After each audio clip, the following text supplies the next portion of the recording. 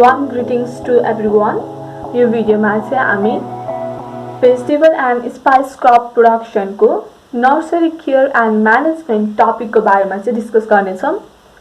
यो भिडियो बनाउनको लागि चाहिँ मैले मेरो रेस्पेक्टेड ट्युटर डाक्टर कुमार लामा सरको चाहिँ मेटेरियल्स युज गरेको छु।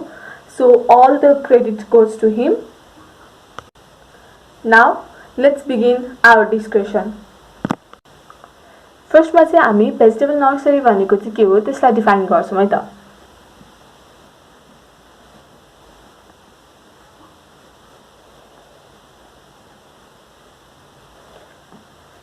भेजिटेबल नर्सरी भनेको चाहिँ a place for raising young vegetable seedlings.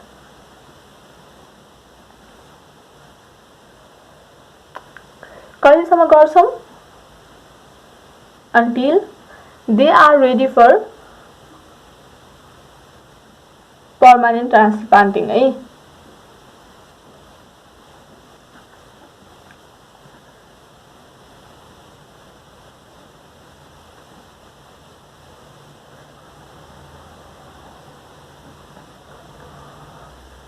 अब कुरा आउँछ why do we need nursery? यसको रिजन चाहिँ भेजिटेबल क्रप्सहरुको चाहिँ सीड्सहरु चाहिँ धेरै सानो हुन्छ। यदि हामीले डाइरेक्टली फिल्डमा चाहिँ भेजिटेबल सीड्स छर्यौं भने चाहिँ जर्मिनेसन रेट चाहिँ धेरै कम हुन्छ हैन। त्यही भएर हामीले चाहिँ भेजिटेबल नर्सरीमा चाहिँ ग्रो गर्यौं भने चाहिँ हामीले चाहिँ सिडलिङ्सहरुलाई चाहिँ बेटर केयर दिन सक्छौं र थोरै स्पेसमा पनि हामीले चाहिँ धेरै भेजिटेबलको सिडलिङ्सहरुलाई चाहिँ उमार्न सक्छौं। भेजिटेबल नर्सरी किन चाहियो है? त्यसको रिजन चाहिँ भेजिटेबल क्रप्सहरुको चाहिँ सीड्सहरु चाहिँ सानो हुन्छ है।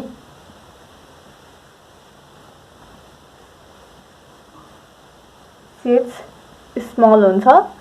त्यही भएर चाहिँ हामीले के गर्छौं?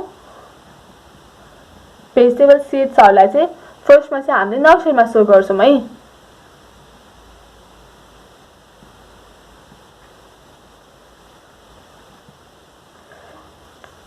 नर्सरीमा स्टोर गर्नुको रिजन्सहरु के हो? एउटा त बेटर केयरको लागि है। हामीले सिडलिङ्सहरुलाई चाहिँ बेटर केयर दिन सक्छौं। त्यसैगरी सिडलिङ्स ग्रो भइरहेको बेलामा चाहिँ हामीले चाहिँ फिल्ड प्रिपरेसन पनि गर्न सक्छौं है। Combat with the time of field preparation.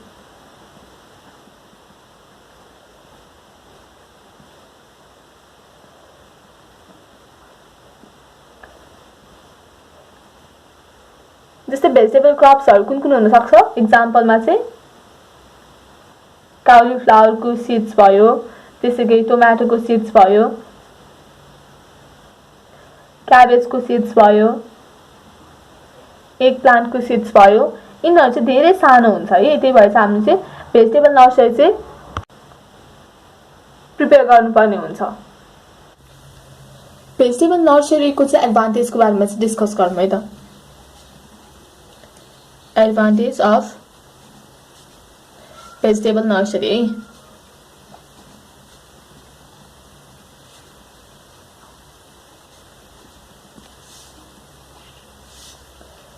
Vegetable नर्सरीले चाहिँ सिडलिङ्सहरुलाई चाहिँ ग्रो हुनको लागि चाहिँ एउटा फेभरेबल इन्भाइरोमेन्ट चाहिँ क्रिएट गर्छ है।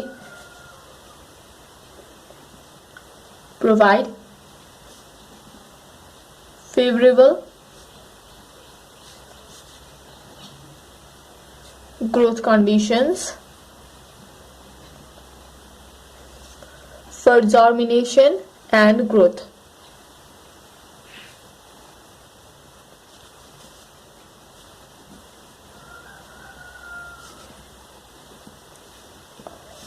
त्यसैगरी स्मल एरियामा चाहिँ हामीले लार्ज नम्बर अफ सिडलिङ्सलाई चाहिँ केयर गर्न सक्छौं है। Convenient to look after the large number of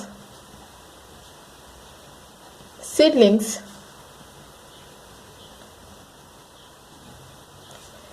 in small area. Third point भनेको चाहिँ डिजिज, पेस्ट र विड कन्ट्रोल गर्न चाहिँ हामीलाई सजिलो हुन्छ है. Easy in management of disease, pest, weed control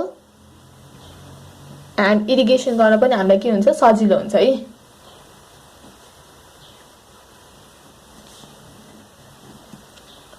हाम्रो फोर्थ पोइन्ट भनेको चाहिँ कस्ट इफेक्टिभ हुन्छ है.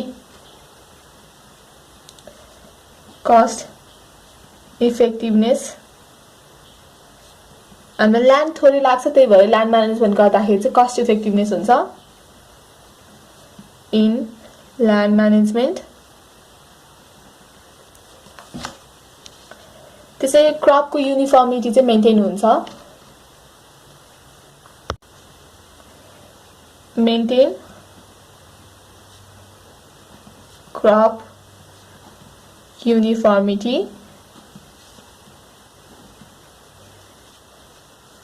त्यसै गरी नर्सरीमा चाहिँ जर्मिनेसन रेट चाहिँ बढी हुन्छ है. Maximum germination rate. Maximum germination rate भएको कारणले के हुन्छ कस्ट इफेक्टिभनेस हुन्छ है.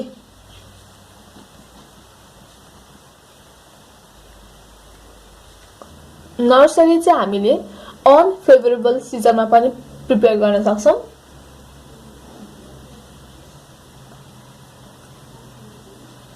Nursery can be prepared in unfavorable season. त्यसै गरी नर्सरीबाट चाहिँ हामीले स्ट्रङ एन्ड हेल्दी सिडलिङ्सहरुलाई चाहिँ प्रोड्युस गर्न सक्छौं है. Easy to produce, strong and healthy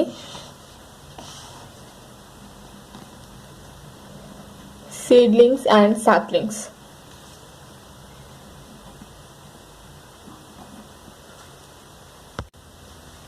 हामीले भेजिटेबलको सैप्लिङ्सहरुलाई चाहिँ ट्रान्सप्लान्ट गर्यौं भने चाहिँ ट्रान्सप्लान्टिङको चाहिँ के बेनिफिट्स हुन्छ त्यसको बारेमा चाहिँ डिस्कस गरौँ है त. Importance of transplanting of vegetable saplings. हामीले सिडलिङ्सहरुलाई ट्रान्सप्लान्टिङ गर्यौं भने चाहिँ त्यो प्लान्ट चाहिँ सक्सेसफुली ग्रो हुने चान्स चाहिँ म्याक्सिमम हुन्छ है. grow successfully. जस्तै टोमेटो, कलिफ्लावर, क्याबेजहरुको बेर्नाहरु चाहिँ हामीले ट्रान्सप्लान्ट गरिसकेपछि चाहिँ त्यो प्लान्टहरु चाहिँ सक्सेसफुली ग्रो भएको केस हामीले देखिरहेको छौं है. ट्रान्सप्लान्टिङ गरिसकेपछि चाहिँ प्लान्टले चाहिँ सेकेन्डरी रुट्सहरु चाहिँ सर्ट पिरियड अफ टाइममा चाहिँ फर्म गर्छ है. Ability to form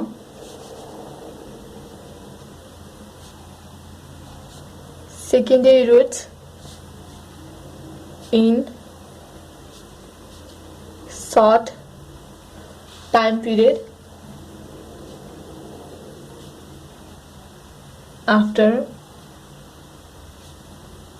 transplanting.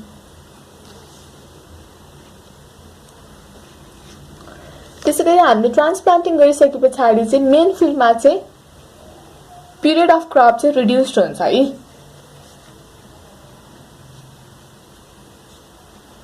Period of crop is reduced in the main field.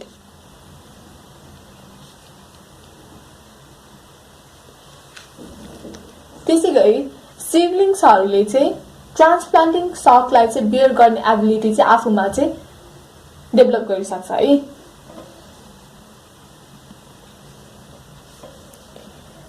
have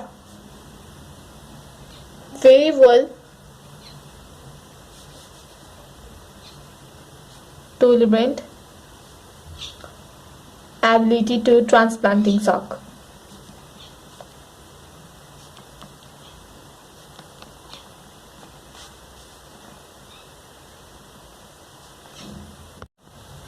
nursery establish गर्दाखेरि चाहिँ हामीले कस्तो खाले साइट चाहिँ सेलेक्ट गर्नुपर्छ त्यो डिस्कस गरौँ है त। Site selection for nursery establishment. Site चाहिँ वेल ड्रेन्ड हुनुपर्छ, वाटर लगिङ कन्डिसन चाहिँ हुनु हुँदैन है। वेल ड्रेन्ड, free from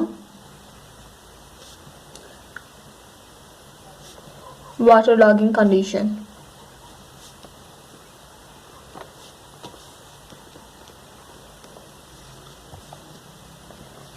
त्यसैगरी सेलेक्ट गरेको साइटमा चाहिँ प्रपर सनलाइट, टेम्परेचर र रिलेटिभ ह्युमिडिटी चाहिँ हुनुपर्छ।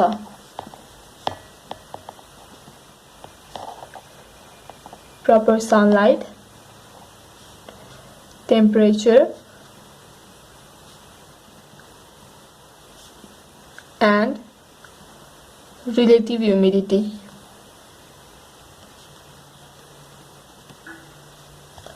त्यसैगरी इरिगेसनको फ्यासिलिटी राम्रो हुनुपर्छ है।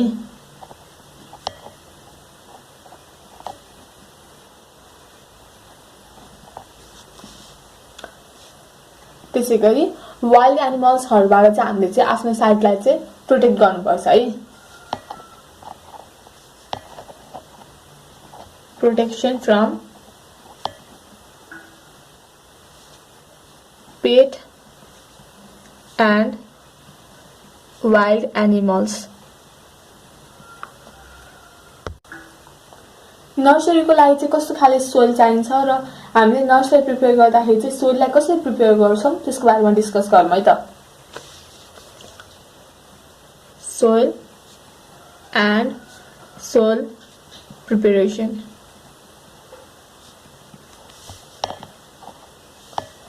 हामीले चाहिँ लोम और स्यान्डी लोम सोइल चाहिँ प्रिफर गर्छौं है। लोम और स्यान्डी लोम सोइल। सोइल कस्तो हुनुपर्छ? सोइल चाहिँ loose, friable, rich in organic matter, त्यसैगरी वेल ड्रेन्ड हुनुपर्छ है।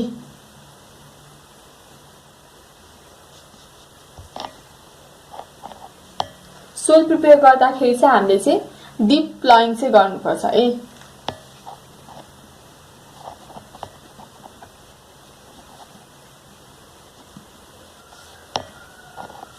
नर्सरी बेडमा हामीले कति चाहिँ फर्टिलाइजर हाल्छौं त्यसको बारेमा डिस्कस गरौँ है त। Suppose 10 metre square nursery bed छ भने चाहिँ हामीले एफआइएम चाहिँ 10 केजी हाल्छौं, 5 ग्राम युरिया, 5 ग्राम डीएपी र 5 ग्राम एमओपी चाहिँ हाल्छौं है त। 10 मिटर स्क्वायरमा चाहिँ हाम्रो 10 मिटर लेन्थ, 1 मिटर चाहिँ ब्रेथ हुन सक्छ, अथवा लेन्थ र ब्रेथको चाहिँ साइज चाहिँ डिफर हुन सक्छ है।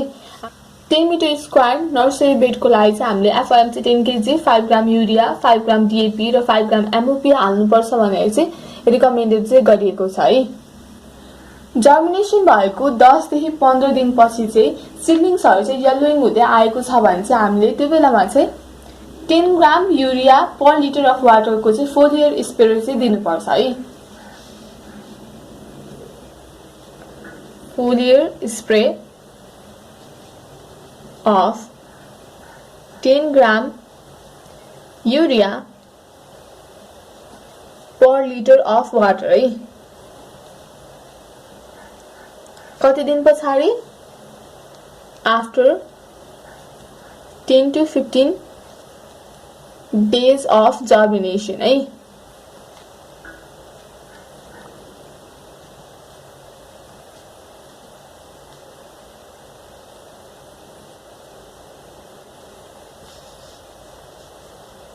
Ten to 15 days of germination पछाडि चाहिँ है त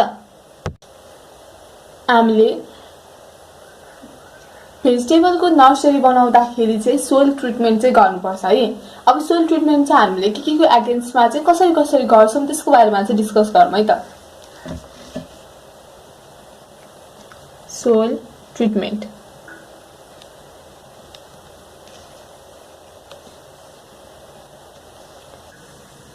फर्स्टमा चाहिँ हामी ट्रिटमेन्ट अफ सोइल एगेन्स्ट प्याथोजेन्सको बारेमा चाहिँ डिस्कस गर्छौं है त। Treatment of soil against प्याथोजेन्स।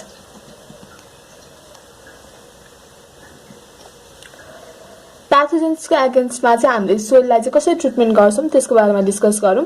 First point चाहिँ हाम्रो सोइल सोलराइजेसन। सोइल सोलराइजेसनबाट चाहिँ हामीले चाहिँ प्याथोजेन्सको चाहिँ ट्रिटमेन्ट गर्न सक्छौं।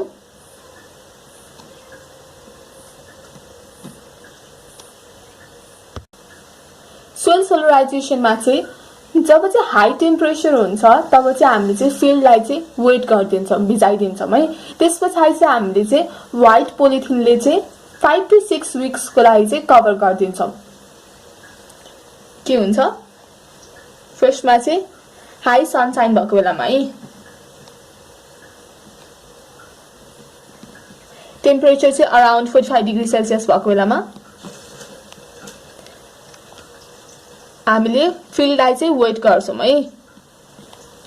फिल्डलाई वेट गरिसकेपछि चाहिँ हामीले चाहिँ फिल्डलाई चाहिँ पोलिथिनले चाहिँ कभर गरिदिन्छौं है। Cover by 200 gauge white polythene.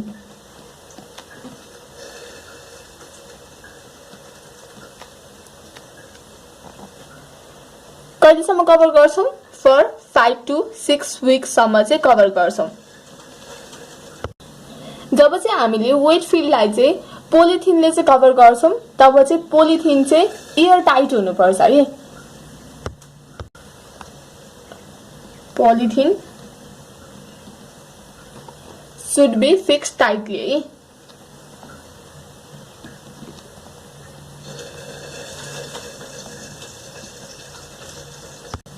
यसरी हामीले वेट फिल्डलाई चाहिँ पोलिथिनले एयर टाइट गरिसकेपछि चाहिँ सोइलमा चाहिँ टेम्परेचर बढ्छ जसले गर्दाखेरि प्याथोजेन्सहरु पनि मर्छ र वीटको सीड्स प्रेजेन्ट छ भने वीटको सीड्सहरु पनि मर्छ। यो चाहिँ सोइल सोलराइजेसनको चाहिँ पिक्चर हो।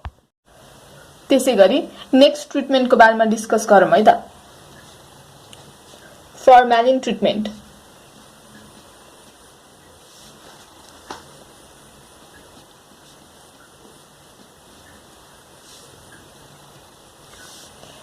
यसो केसमा चाहिँ हामीले 10 to 15 सेन्टिमिटर सोइललाई चाहिँ 1.5 to 2% फर्मालिनले चाहिँ ड्रेन्च गर्छौं है।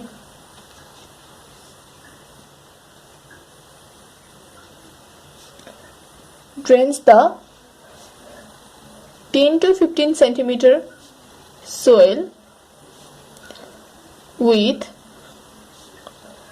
1.5 to 2% formalin.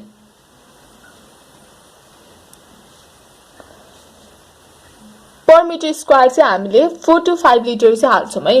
At the rate of 4 to 5 liter per meter square.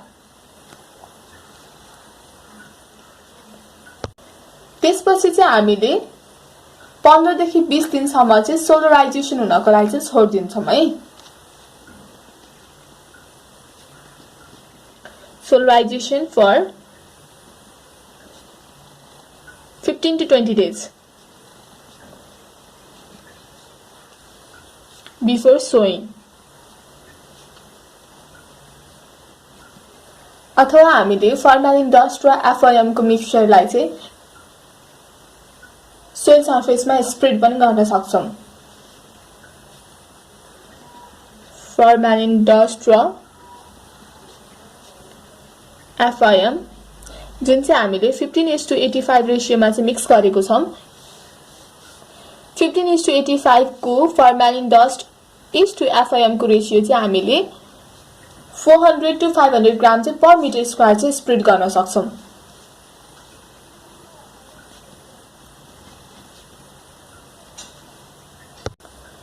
त्यसैगरी अर्को ट्रिटमेन्ट भनेको चाहिँ हामीले चाहिँ फंगिसाइडको एप्लिकेसन गरेर पनि गर्न सक्छौं। Application of fungicide. फंगिसाइड जस्तै क्याप्टेन र थिराम चाहिँ 4 or 5 gram per metre square चाहिँ हामीले चाहिँ नर्सरी बेडमा चाहिँ स्प्रेड गर्न सक्छौं। Treatment by fungicides such as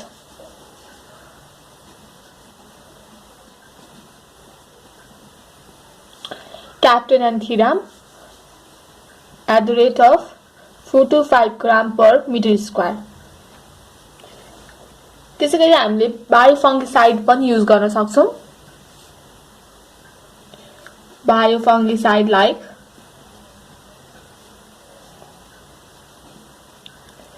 trichoderma विरिडेई,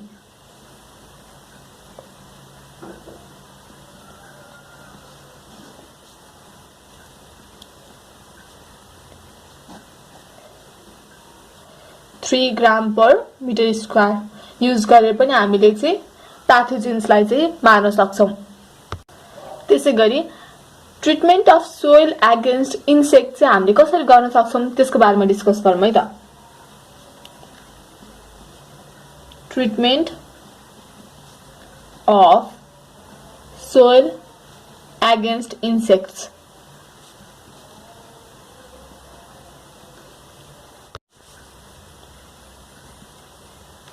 फर्स्टमा चाहिँ हामीले इन्सेक्टिसाइड्सको एप्लिकेसनबाट चाहिँ ट्रिटमेन्ट गर्न सक्छौं। Application of insecticides. इन्सेक्टिसाइड्स जस्तै फुराडोन,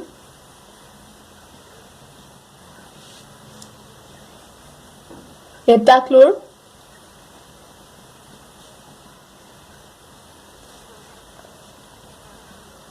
फोरेट, टेन्जी युज गरेर पनि हामीले इन्सेक्ट्स को चाहिँ कन्ट्रोल गर्न सक्छौं। तर यो इन्सेक्टिसाइड्सहरुलाई चाहिँ गभर्नमेन्टले चाहिँ ब्यान गरेको छ है।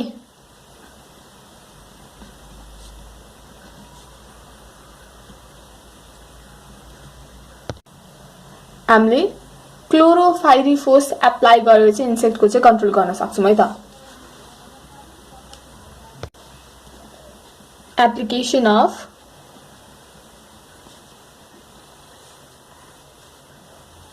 क्लोरोपाइरिफोस।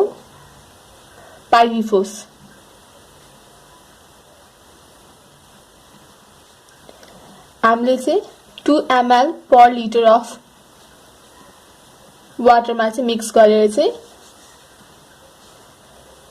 15 to 20 सेन्टिमिटर डेप्थ अफ सोइलमा चाहिँ स्प्रे गरेर चाहिँ इन्सेक्ट्सलाई चाहिँ कन्ट्रोल गर्न सक्छौं है।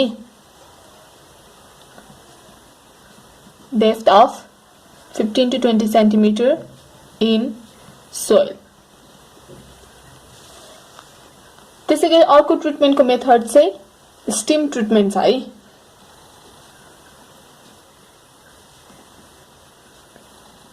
स्टिम ट्रिटमेन्टको नामले नै भनिरहेको छ हामीले स्टिम युज गरेर चाहिँ ट्रिटमेन्ट चाहिँ गर्छौं भनेर है।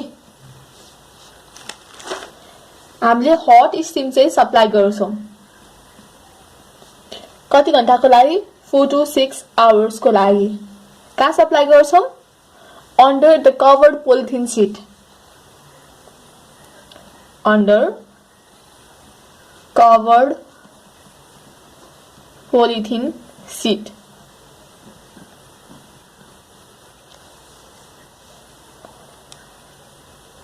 र त्यो पोलिथिन सिटलाई चाहिँ केही दिनसम्म चाहिँ त्यतिकै स्ट्यान्ड हुन दिन्छौं है, जस्तो छ त्यस्तै अवस्थामा रहन दिन्छौं। Keep as it is for few days. यसै स्टिम ट्रिटमेन्ट गरिसकेपछि चाहिँ भएको इन्सेक्ट्सहरु चाहिँ मर्छ है त। त्यसैगरी अर्को मेथड चाहिँ हामीले सीड ट्रिटमेन्ट गर्न सक्छौं।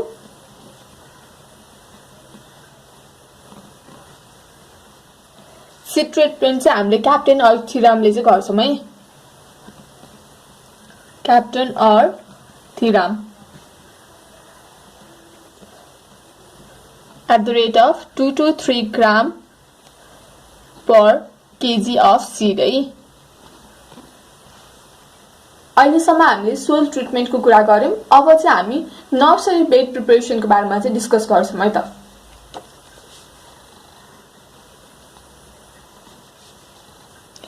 Nursery bed preparation.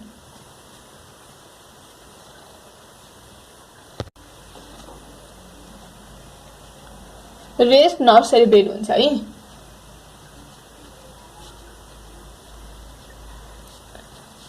Raised nursery bed चाहिँ हामीले रेनी सिजनको बेलामा चाहिँ लगाउँछौं है। Are for rainy season. Raised nursery bed चाहिँ हामीले रेनी सिजनको बेलामा चाहिँ प्रिपेयर गर्छौं। यसको केसमा चाहिँ विड्थ चाहिँ 1 मिटर हुन्छ, हाइट चाहिँ 15 to 20 सेन्टिमिटर हुन्छ र लेन्थ चाहिँ आफूलाई चाहिएको अनुसार है, as required. Space between two bed चाहिँ 30 to 40 सेन्टिमिटर हुन्छ है।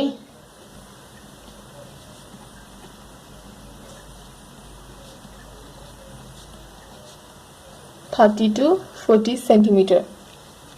रेस्ड नर्सरी बेडको केसमा चाहिँ हामीले सेन्टरमा चाहिँ स्लाइटली रेज गरेको हुन्छौं है र साइडतिर चाहिँ हल्का स्लोपी बनाएको हुन्छौं ताकि पानी पर्यो भने चाहिँ त्यो पानी चाहिँ बगेर जाओस् भनेर है त। अर्को चाहिँ हाम्रो फ्ल्याट नर्सरी बेड और सङ्कन नर्सरी बेड छ है त। फ्ल्याट नर्सरी बेड अथवा सङ्केन नर्सरी बेड।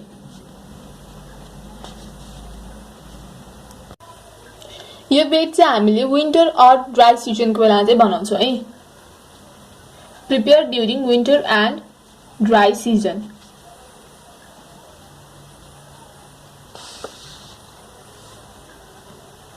त्यसैगरी सङ्कन नर्सरी बेड चाहिँ ग्राउन्ड लेभल भन्दा 10 सेन्टिमिटर तलसम्म चाहिँ जान्छ है। सङ्कन नर्सरी बेड चाहिँ 10 centimetre deep from ground level. So that it can hold the moisture or water during dry season है। ड्राई सिजनको बेला चाहिँ जब चाहिँ वाटरको स्कार्सिटी हुन्छ तब हामीले 10 सेन्टिमिटर डिप गरेको छौं भने चाहिँ यस्तो नर्सरी बेडले चाहिँ वाटर चाहिँ होल्ड गर्न सक्छ है। यो चाहिँ फ्ल्याट नर्सरी बेड हो।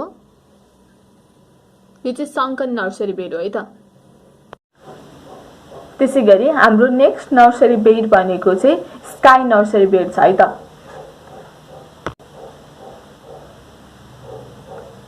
Sky nursery bed. Sky nursery bed चाहिँ हामीले रेनी सिजनको बेला चाहिँ प्रिपेयर गर्छौं है त। Prepare during rainy season.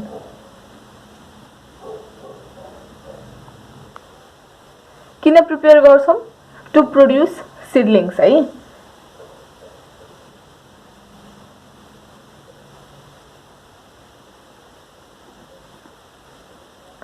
के को सिडलिङ्स विन्टर भेजिटेबल्स को चाहिँ सिडलिङ्स है त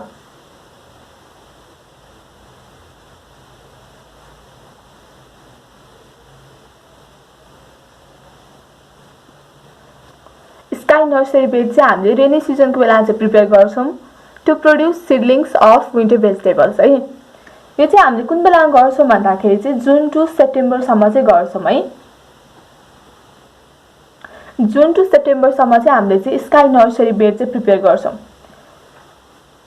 क्वेशन आउन सक्छ why we need to prepare sky nursery bed किन भन्दाखेरि जुन टु सेप्टेम्बरमा चाहिँ रेनफल चाहिँ धेरै हुने गर्छ है रेनफल धेरै भइसकेपछि चाहिँ जुन हामीले रेस्ड नर्सरी बेड बनाएको हुन्छौं त्यो चाहिँ सफिसिएन्ट हुँदैन वाटर ड्रेन आउट गर्नको लागि त्यही भएर चाहिँ हामीले चाहिँ स्काई नर्सरी बेड चाहिँ प्रिपेयर गर्छौं है ड्यू टु हेभी रेनफल है रेनफल हेभी हुन्छ जसले गर्दाखेरि चाहिँ raised nursery bed is not sufficient to drain out the excess water है त raised nursery bed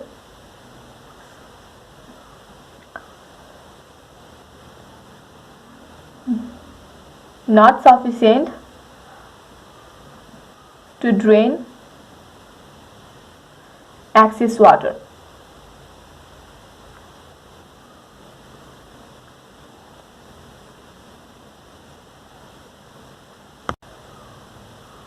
sky nursery bed चाहिँ ग्राउन्ड भन्दा 60-70 सेन्टिमिटर माथि हुन्छ है त हाइट 60 to 70 सेन्टिमिटर है above the ground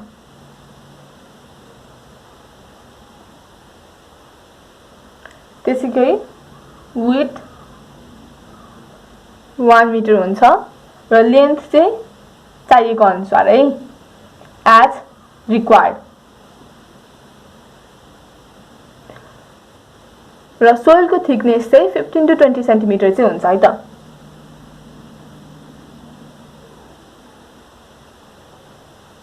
15 to 20 centimetre यो पिक्चर चाहिँ स्काई नर्सरी बेडको हो है त हामीले अहिले पढेको नर्सरी बेड जुन चाहिँ रेस्ट नर्सरी बेड छ फ्ल्याट नर्सरी बेड अथवा सङ्कर नर्सरी बेड त्यसैगरी स्काई नर्सरी बेड चाहिँ यो नर्सरी बेडहरु चाहिँ हामीले सिजनल भेजिटेबल प्रोडक्सनको लागि चाहिँ युज गर्छौं है for seasonal vegetable production off season vegetable प्रोडक्सनको लागि चाहिँ हामीले नर्सरी बेड कहाँ बनाउँछौं त्यसको बारेमा डिस्कस गरौँ है त nursery bed for off season vegetable production है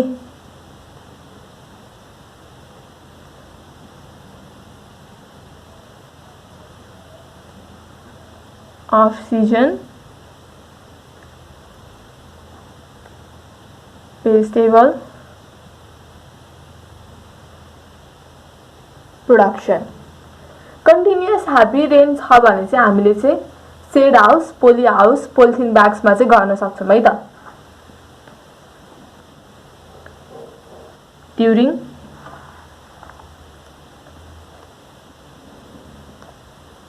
continuous heavy rain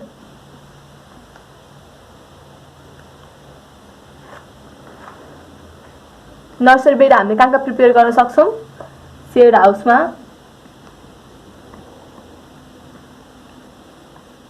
पोली हाउस पोलिथिन ब्याग्स एक्सेट्रा त्यसैगरी हाई और लो टेम्परेचर कन्डिसन छ भने चाहिँ हामीले चाहिँ ग्लास हाउसमा चाहिँ नर्सरी बेड चाहिँ प्रिपेयर गर्छौं है त low end high temperature condition छ भने चाहिँ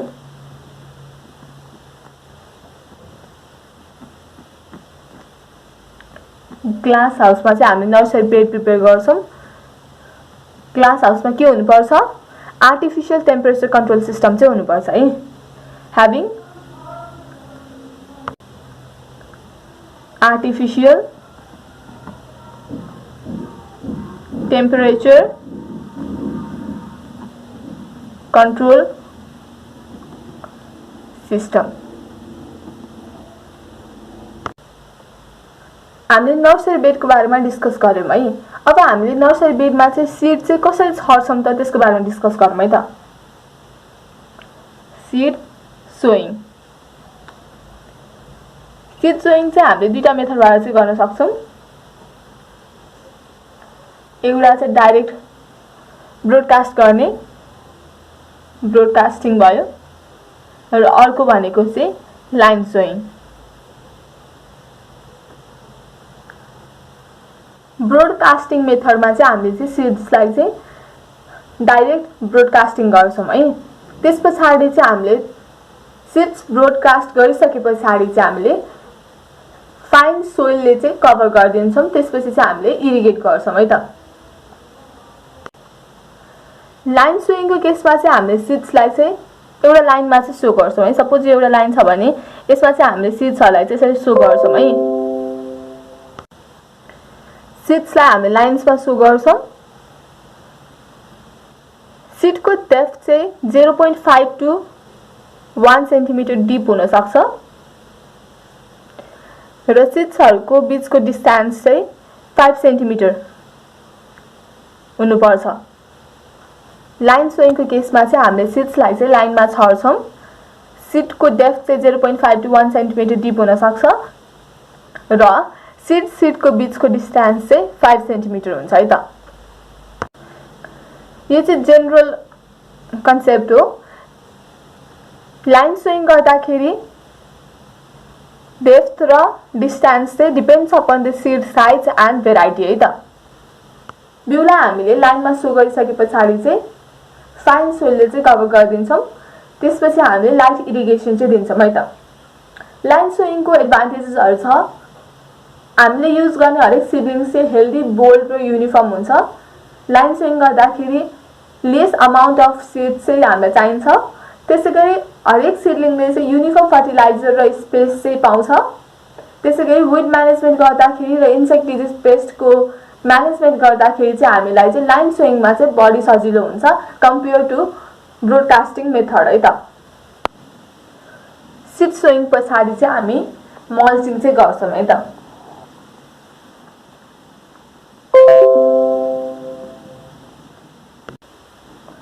मल्चिङ चाहिँ हाम्रो वेदर अनुसार चाहिँ कस्तो खाले मल्च युज गर्ने त्यो चाहिँ फरक पर्छ है।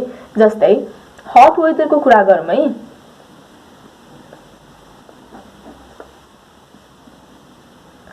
हट वेदरको केसमा चाहिँ हामीले चाहिँ प्याडी स्ट्र, त्यसैगरी ड्राइड ग्रास, त्यसैगरी अर्ग्यानिक मल्चहरु चाहिँ युज गर्छौं है ताकि टेम्परेचर त बाहिर एटमोस्फियरमा त्यति नै बढी नै हुन्छ। प्लास्टिक मल्च चाहिँ हामीले हट वेदरमा चाहिँ युज गर्दैनौं है। हामीले हट वेदरमा युज गर्ने भनेको चाहिँ प्याडी स्ट्रको लेयर युज गर्छौं अथवा ड्राइड ग्रास युज गर्छौं अथवा कुनै पनि अर्ग्यानिक मल्च चाहिँ युज गर्छौं है। तर कोल्ड वेदरको केसमा चाहिँ हामीले चाहिँ प्लास्टिक शीट चाहिँ युज गर्छौं है।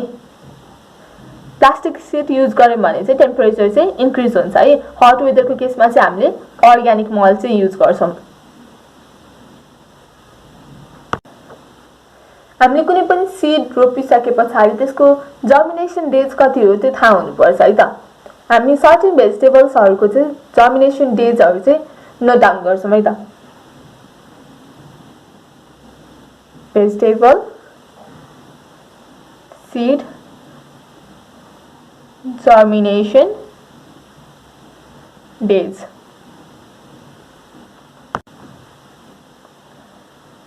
Tomato को germination day 5 to 7 days.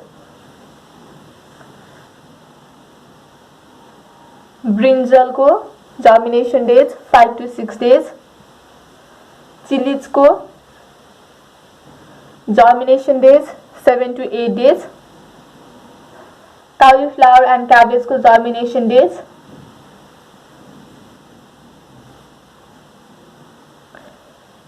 cabbage 3 to 4 days. त्यसैगरी अनियनको जर्मिनेसन डेज 7 to 10 days है त। मल्चिङको एडभान्टेजेसहरु चाहिँ के हुन्छ त्यो चाहिँ डिस्कस गरौँ है त। म चाहिँ भन्छु मात्र, तपाईहरु चाहिँ नोट डाउन गर्नुस् है त। फर्स्टमा यसले सोइल मोइस्चर चाहिँ मेन्टेन गर्छ है। त्यसैगरी टेम्परेचर पनि मेन्टेन गर्छ फर बेटर जर्मिनेसन। सेकेन्डमा यसले चाहिँ विडको ग्रोथलाई चाहिँ सप्रेस गर्छ, suppresses the weed growth. Third point भनेको चाहिँ डाइरेक्ट सनलाइट र रेन ड्रप्सबाट चाहिँ सिडलिङलाई चाहिँ प्रोटेक्सन प्रोभाइड गर्छ, protect the seedling from direct sunlight and rain drops. Fourth point is provide protection against bud damage. Bud damage है त, BUD bud damage. Seed germination भइसके पछाडि चाहिँ ग्राउन्डमा चाहिँ व्हाइट थ्रेड लाइक स्ट्रक्चर्स देखिन्छ जुन चाहिँ इमर्जिङ प्लुमुल्सहरु है। त्यो इमर्जिङ प्लुमुल्सहरु देखिसके पछाडि चाहिँ हामीले चाहिँ मल्चलाई चाहिँ केयरफुली रिमुभ गर्नुपर्छ है। हामीले मल्चलाई चाहिँ इभिनिङ टाइममा रिमुभ गर्यौं भने चाहिँ त्यो चाहिँ बेटर हुन्छ to avoid the harmful effect of the sunlight है त। मल्चिङ पनि रिमुभ गरिसके पछाडि चाहिँ अब हामी इरिगेसन, इन्टरकल्चर एन्ड विड कन्ट्रोलको बारेमा चाहिँ डिस्कस गर्छौं है त। Irrigation, interculture and weed control. Irrigation हामीले कसरी गर्छौं? लाइट इरिगेसन चाहिँ दिन्छौं है। इरिगेसन चाहिँ हामीले लाइट इरिगेसन चाहिँ दिन्छौं with the help of rose can है। रोज क्यानको हेल्पले चाहिँ हामीले लाइट इरिगेसन दिन्छौं। त्यसैगरी इन्टरकल्चर अपरेसनको कुरा गरौँ है त।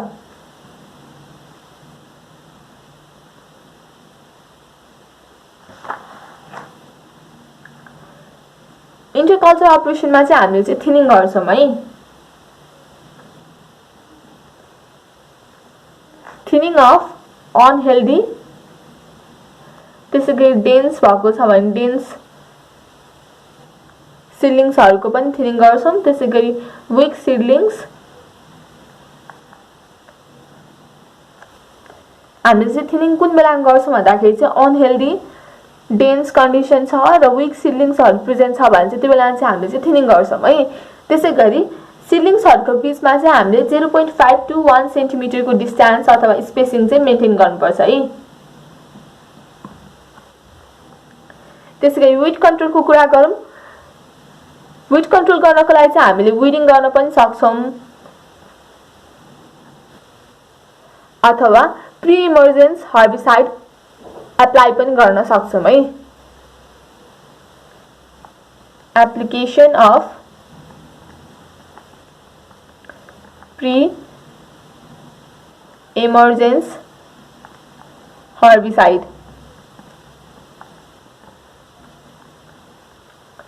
जस्तै पेन्डिमिथाइलिन है।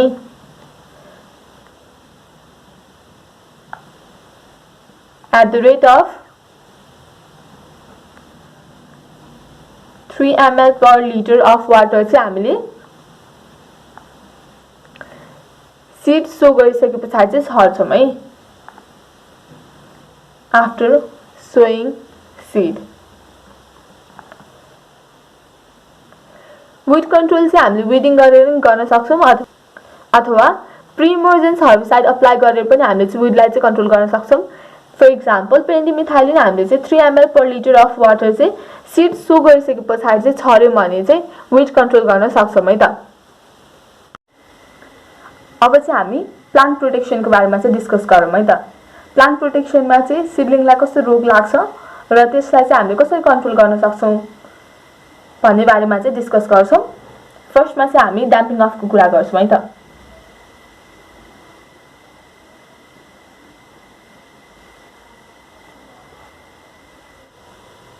यो चाहिँ हेल्दी सिडलिङ हो। यो चाहिँ ड्याम्पिङ अफले अट्याक गरेको चाहिँ सिडलिङ हो। यहाँ चाहिँ फंगसले इन्फेक्सन गरेर चाहिँ यो पोर्सन चाहिँ कुहिएको हुनाले चाहिँ सिडलिङ चाहिँ कोल्याप्स हुने स्थितिमा देखाएको छ है। जब चाहिँ सिडलिङ्सहरु चाहिँ जर्मिनेट भएर चाहिँ ग्रो हुन थाल्छ तब चाहिँ फंगसले चाहिँ अट्याक गर्छ है। फंगस जस्तै राइजोक्टोनिया,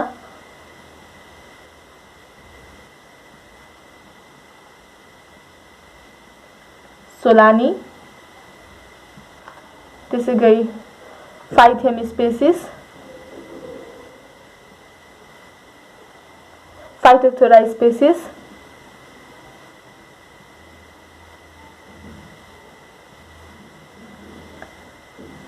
फंगस जस्तै राइजोक्टोनिया, सोलानी, पाइथियम स्पेसिस, त्यसै गरी फाइटोप्थोरा स्पेसिसहरूले चाहिँ सिडलिङ्सलाई चाहिँ जब ग्रो हुन थाल्छ तब चाहिँ अट्याक गर्छ है।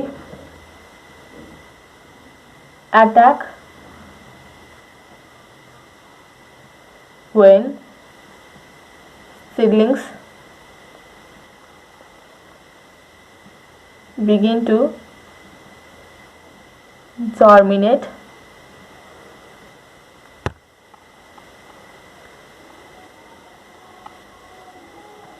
and grow.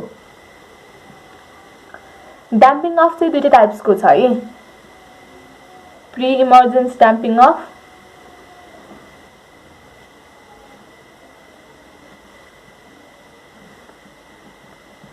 र पोस्ट इमर्जेन्स डैम्पिंग अफ छ है त।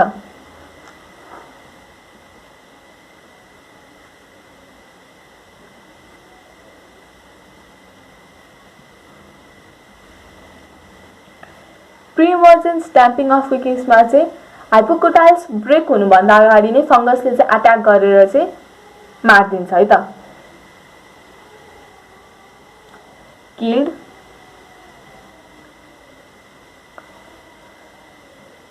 before the hypocotyls are broken। भने पोस्ट इमर्जेन्स डैम्पिंग अफ को केसमा चाहिँ सिडलिङ्स ग्राउन्ड भन्दा माथि आइसके पछाडि चाहिँ मार्छ है। Killed after seedlings emerge from the ground।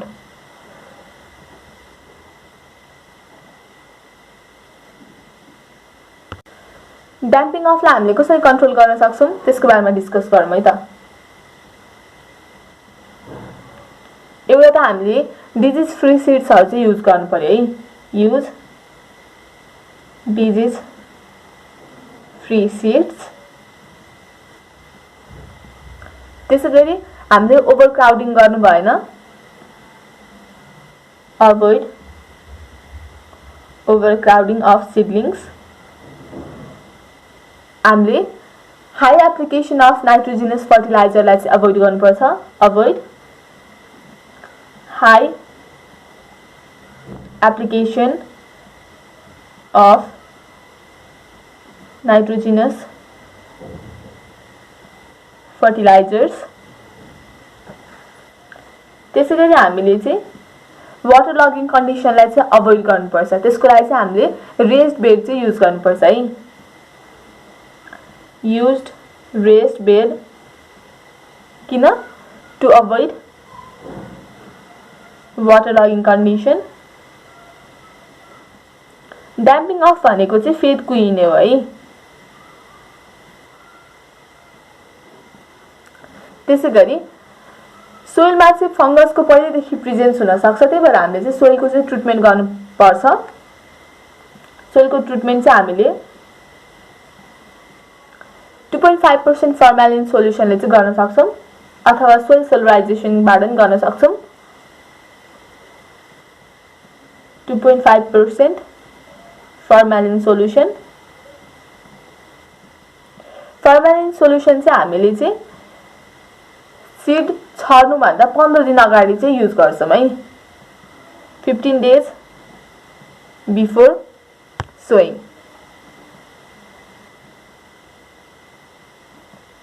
त्यसैगरी यदि अर्ग्यानिक फार्मिङ गर्ने हो भने चाहिँ हामीले सीडलाई चाहिँ हट वाटरसँग चाहिँ ट्रिटमेन्ट गर्यौं भने पनि डैम्पिंग अफलाई चाहिँ प्रिभेन्ट गर्न सक्छौं है।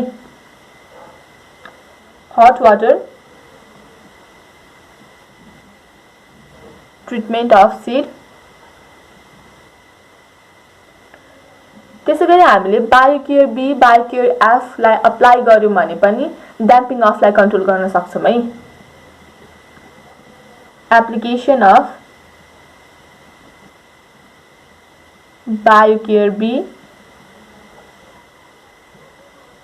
BioCare F @ 2 gram per litre लाई चाहिँ हामीले स्प्रे गर्छौं है। त्यसैगरी ड्याम्पिङ अफ फंगसले गर्दा लाग्छ भने हामीले चाहिँ फंगिसाइड चाहिँ युज गर्न सक्छौं है। फंगिसाइड जस्तै captan thiram use of fungicide such as captan है, थिराम, कार्बेन्डाजिम,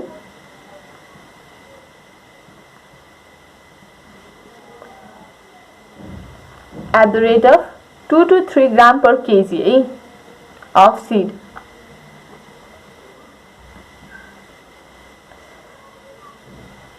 हामीले चाहिँ क्याप्टेन थिराम कार्बेन्डाजिम जस्तो फंगिसाइड युज गर्यौं भने चाहिँ @ 2 to 3 gram per kg of seed use गर्यौं भने चाहिँ प्री इमर्जेन्स ड्याम्पिङ अफलाई चाहिँ कन्ट्रोल गर्न सक्छौं है त। म्याक्सिमम युज हुने फंगिसाइड भनेको चाहिँ क्याप्टम एन्ड थिराम है। कुनै पनि डिजिज चाहिँ फंगसको कारणले लागेको छ भने चाहिँ हामीले युज गर्ने फंगिसाइड भनेको चाहिँ मोस्टली चाहिँ क्याप्टन र थिरम हुन्छ है त। अर्को हाम्रो डिजिज चाहिँ लिफ माइनर छ है, लिफ माइनर। लिफ माइनर चाहिँ लिफ माइनर फ्लाइले चाहिँ कज गर्छ है त। लिफ माइनर को क्यारेक्टरिस्टिक्स चाहिँ हेरौँ है त। लिफ माइनर डिजिज चाहिँ लिफ माइनर फ्लाइले चाहिँ कज गर्छ। लिफ माइनर फ्लाइले चाहिँ के गर्छ भन्दाखेरि अप्पर लिफ सर्फेसमा चाहिँ पंक्चर गर्छ है। Punctures on the upper leaf surface made by adults while feeding and laying eggs भनेको छ है। यसमा हल्का क्लियर देखिएको छैन, तपाईहरु चाहिँ गुगलमा चाहिँ सर्च गर्न सक्नुहुन्छ है त क्लियर फोटोको लागि चाहिँ त। त्यसपछि चाहिँ mines made by the larva on the upper leaf surface. Upper leaf सर्फेसमा चाहिँ लार्भाले चाहिँ माइन्स बनाउन थाल्छ। त्यसपछि चाहिँ प्युपा चाहिँ found in the mines on the upper leaf surface or in the soil भनेको छ है। For early detection use sticky traps to monitor adults and check upper surface of young leaves for punctures भनेको छ है।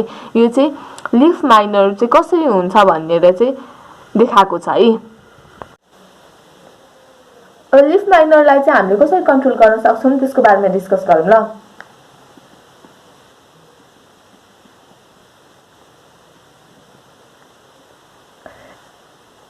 हामीले नीम seed kernel एक्सट्र्याक्टलाई चाहिँ spray गर्यौं भने पनि लिफ माइनरलाई चाहिँ कन्ट्रोल गर्न सक्छौं है। बाइ स्प्रेइङ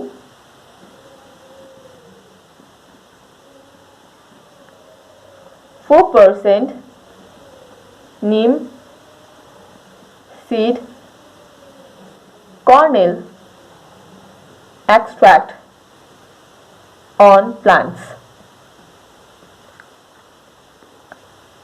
त्यसैगरी लिफ माइनरलाई हामीले म्यालाथियोन स्प्रे गरेर नि कन्ट्रोल गर्न सक्छौं है त। By spraying malathion 1.5 ml per liter water। तर म्यालाथियोनको युजलाई चाहिँ गभर्नमेन्ट अफ नेपालले चाहिँ ब्यान गरेको छ है। Ban by government of Nepal. Leaf miner चाहिँ मेनली कसले कज गर्छ? लिफ माइनर फ्लाइले चाहिँ कज गर्छ हैन। त्यही भएर हामीले चाहिँ येलो अर ब्लू स्टिकी ट्र्याप्सहरु चाहिँ युज गर्यौं भने पनि लिफ माइनरलाई चाहिँ कन्ट्रोल गर्न सक्छौं है। Use yellow or blue sticky traps to catch egg laying adults।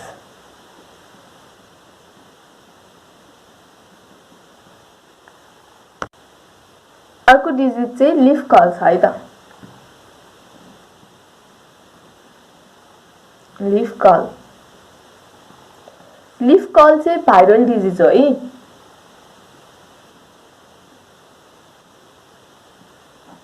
जसलाई चाहिँ कसले ट्रान्समिट गर्छ? ट्रान्समिटेड बाइ व्हाइट फ्लाई है। व्हाइट फ्लाइले चाहिँ ट्रान्समिट गर्छ। यो पिक्चर चाहिँ tomato yellow leaf curl virus infected प्लान्टको हो। यसमा चाहिँ हामीले के देख्न सक्छौं भन्दाखेरि चाहिँ एफेक्टेड प्लान्ट्सहरु चाहिँ कर्लिङ भएको छ, रोलिङ भएको छ र पकरिङ भनेको चाहिँ प्लान्ट्सहरुको लिप्सहरु चाहिँ गुचमुच्च एउटै ठाउँमा गुचमुच्च हुन खोजेको चाहिँ देखिन्छ है त। यो चाहिँ लिफ कर्ल भाइरस इन्फेक्टेड प्लान्टको चाहिँ सिम्पटम्सहरु हो है त। त्यसैगरी पिक्चरबाट हामीलाई के थाहा भयो सिम्पटम्सहरु के कस्तो हुन्छ? एफेक्टेड प्लान्ट्सले चाहिँ के सो गर्छ भन्दाखेरि कर्लिङ चाहिँ सो गर्छ है। एफेक्टेड प्लान्ट्सले चाहिँ कर्लिङ, मोटलिङ, रोलिङ र गुचमुच्चु भएकोलाई चाहिँ पकरिङ भन्छ है। जस्तो सिम्पटम्सहरु चाहिँ सो गर्छ। हामीले लिफ कर्ललाई चाहिँ कन्ट्रोल गर्न सक्छौं है। कसरी गर्न सक्छौं त्यो बारे डिस्कस गरौँ।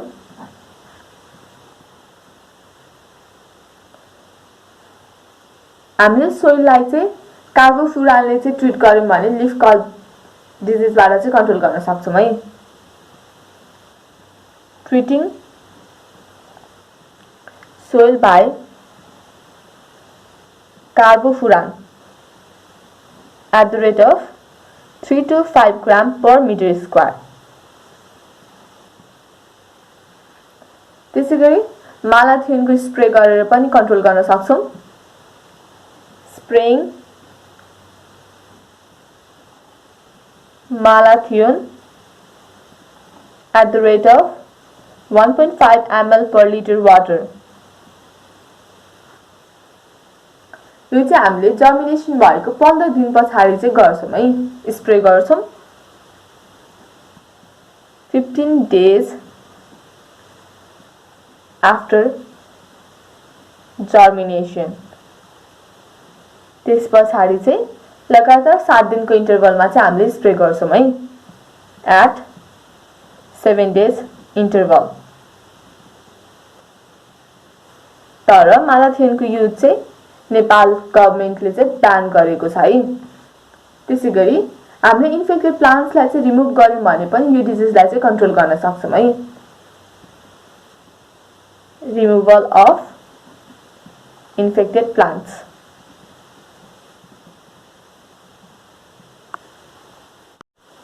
नर्सरी केयर एन्ड म्यानेजमेन्ट को important topic hardening of seedling in the nursery, techniques of hardening, effect of hardening, त्यसैगरी double transplanting, grafting of seedlings टपिकहरु चाहिँ बाँकी नै छ। यो भिडियो लेन्थी भएको हुनाले चाहिँ यो टपिकहरुलाई चाहिँ हामी नेक्स्ट भिडियोमा चाहिँ कभर गर्ने छौं। त्यसैगरी नेक्स्ट भिडियोमा हामी फर्स्ट देखि अहिलेसम्म पढेको कुरालाई फेरि रिभाइज पनि गर्ने छौं। भिडियोमा कहीं कतै बुझिएको छैन भने चाहिँ कमेन्ट सेक्सनमा कमेन्ट गर्नु होला। I will reply it. Thank you for watching this video. Take care. Stay safe. Bye bye.